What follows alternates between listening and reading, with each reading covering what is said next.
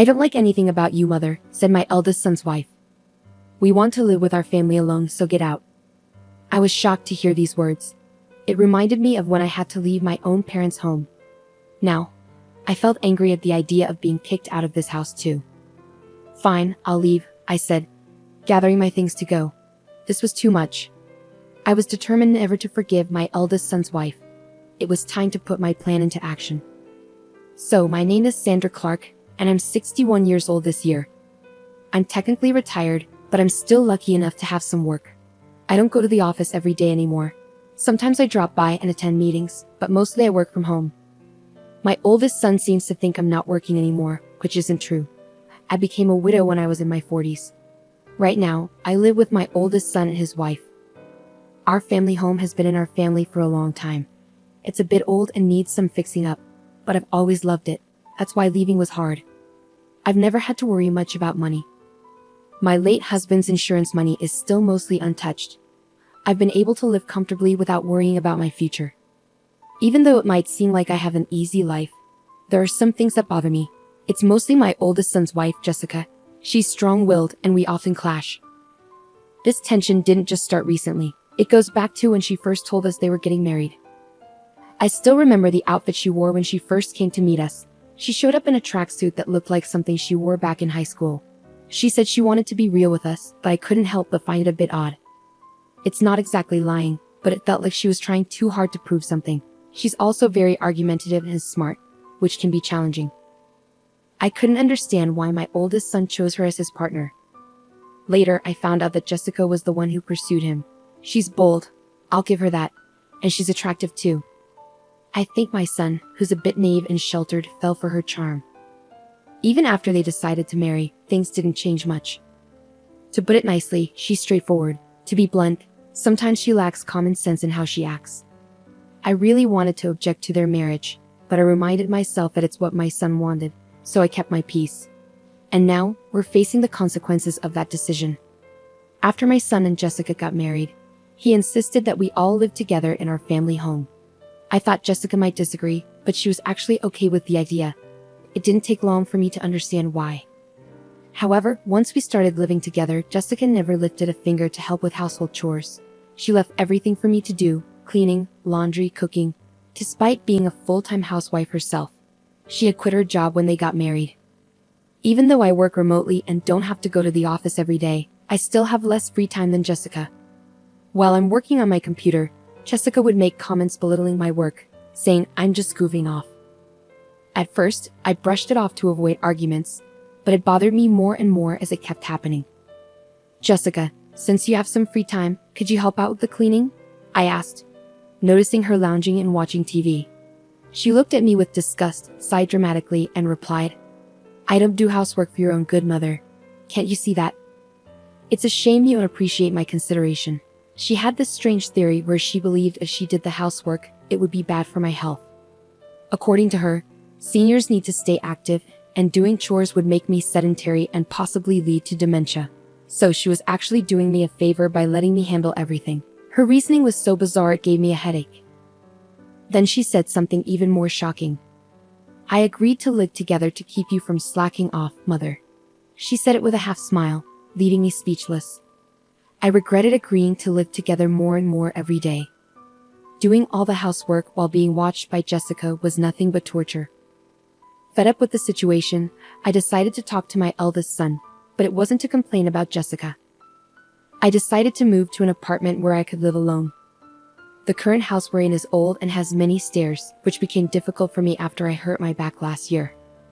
I talked to my son about the challenges of living here, and then I moved to an apartment. Even though it felt like Jessica pushed me out, I don't regret leaving. The new apartment is a rental.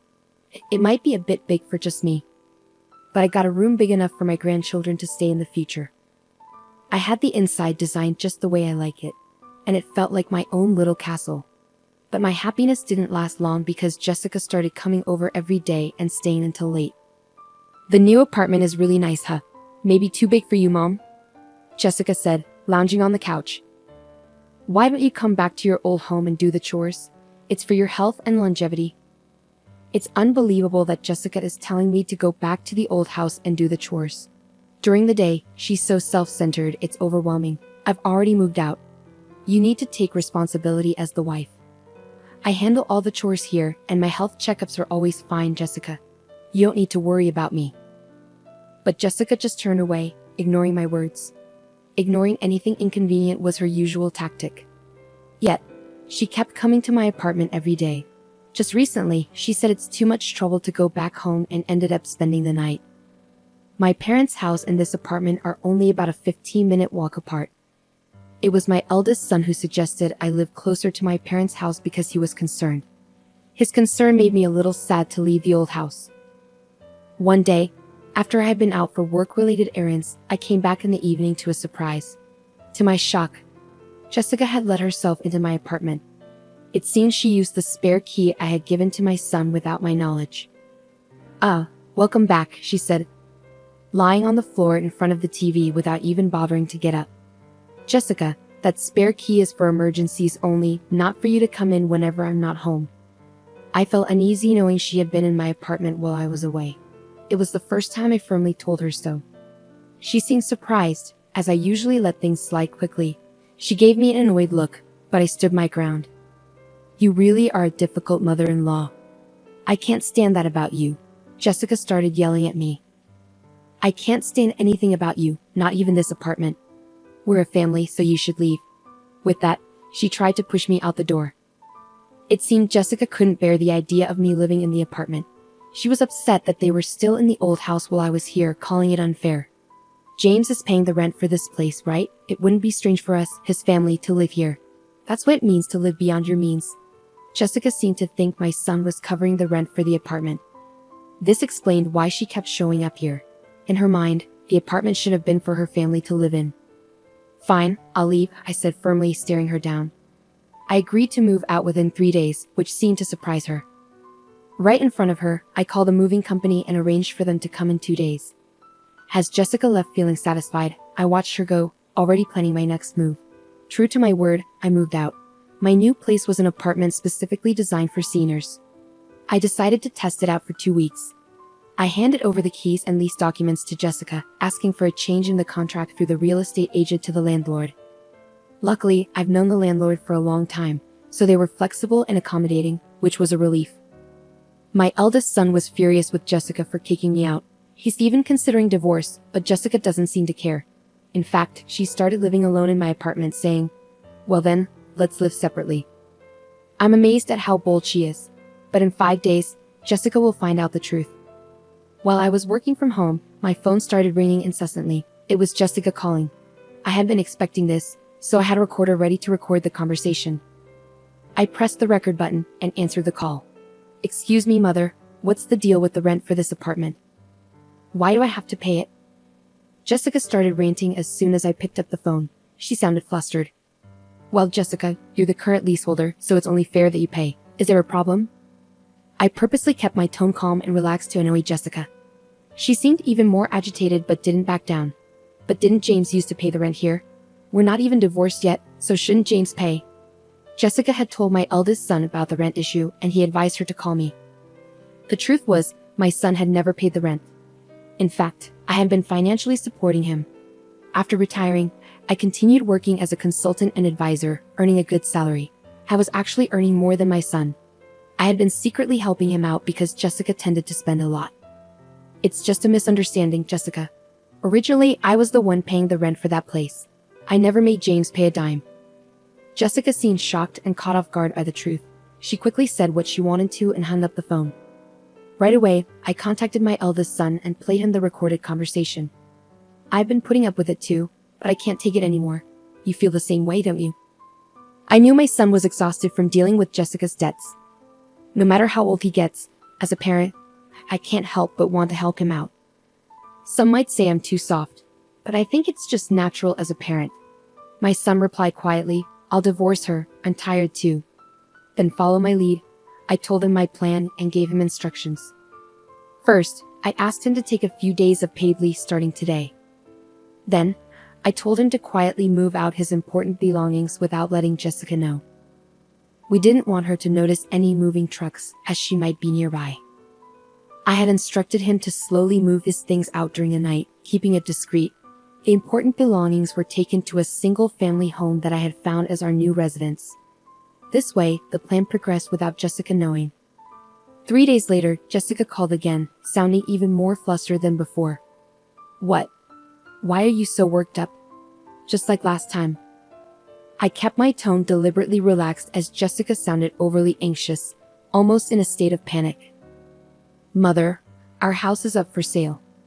And I got a call from my parents saying that my belongings have arrived at their house. What does that mean? Jessica explained that her parents had received her belongings and our old house was now on the market. It seemed my eldest son had followed my instructions. He had sent Jessica's things to her parents' house and put our old house up for sale, leaving it empty.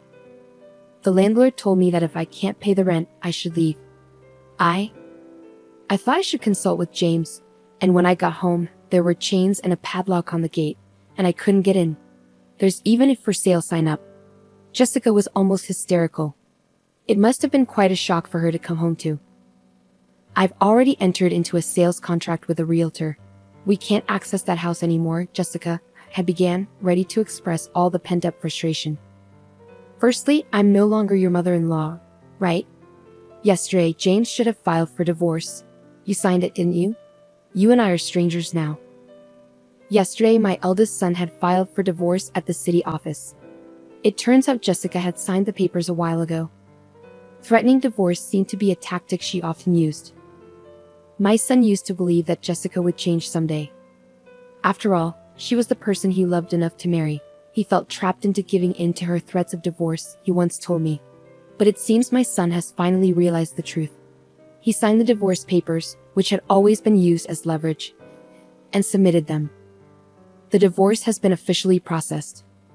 You always used to tell James that you could divorce anytime. Are you happy now that things have turned out your way, Jessica? I could sense Jessica holding her breath on the other end of the phone. She wanted to argue back, but seemed lost for words. She must have been feeling frustrated. Besides, I'm worried about you. After the divorce, how will you manage to live in that apartment without a job? Moving also costs money, and it's tough. How did you even afford it? Jessica's anger was no longer hidden. She yelled and cursed at me. She had claimed she married my son because of the inheritance he received from my late husband. However, I control all the inheritance and she can't touch a penny of it. Despite marrying to clear debts, she screamed that nothing was going well for her. Of course, I made sure my son listened to this conversation too. If it came to a divorce settlement, I planned to use the recording as evidence. I thought it was the end, so I patiently waited for Jessica to finish her tantrum. She ranted for about 15 minutes without pause. Then, in the end, she started begging me for help, crying. She confessed that she had been disowned by her family. With nowhere else to go, she pleaded for my assistance. It suddenly clicked for me. Something had felt off at the wedding, and now I understood what it was. Jessica had no place to go, no home to return to. Despite feeling a bit sorry for her, I couldn't ignore the consequences of her actions. Apologizing now won't change anything. We're strangers now. There's nothing more to discuss. Good luck with your life from here on, I said before ending the call with Jessica. I felt a sense of relief afterward. It seems Jessica caused trouble at my eldest son's workplace. He told me things escalated to the point of involving the police when he returned home. Jessica, who had been staying at the apartment without paying rent, had her keys changed by the landlord while she was out. Now, she can't even get into her own apartment. She might have tried to contact me or my son, but we had canceled our phones and got new ones with new numbers. I can only imagine the despair she felt when she realized she couldn't reach us no matter how many times she tried. We didn't give her our new address either, so she can't reach us that way. After causing a scene at my son's company, she was issued a restraining order. With no other options, it seems Jessica turned to her disowned family for help. However, when she returned home, she was met with a shocking sight. The luggage I had sent to her family's house was left out in the rain in the backyard, and she wasn't even allowed inside the house. It's likely that the unpaid rent for the apartment had been billed to her parents, adding to their anger. I heard rumors that she's currently staying in an apartment provided by an organization that supports homeless people. Without the ability to spend as she did before, she seemed stressed when I passed her on the street. I was stunned to see how much her hair had turned white and how dry her skin looked. She had changed so much. I hardly recognized Jessica at first. It made me realize just how much a change in living conditions can affect a person. I've started a new life in the house I bought with my late husband's inheritance.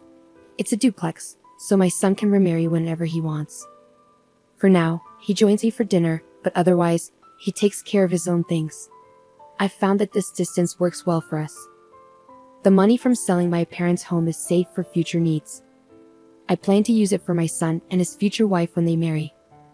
And of course, I'll keep some aside for any future grandchildren. I'm thinking of creating the English garden I've always dreamed of in my new home. On days when I'm not working, I spend time in the garden, caring for the young trees and herbs. This new life, filled with hope, has become my daily routine.